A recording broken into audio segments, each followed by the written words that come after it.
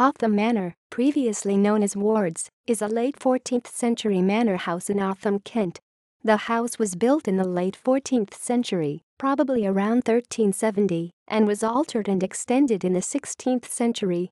It is a L-shaped two-story timber-framed hall house, the north wing being the older part and the south wing being from the 16th century.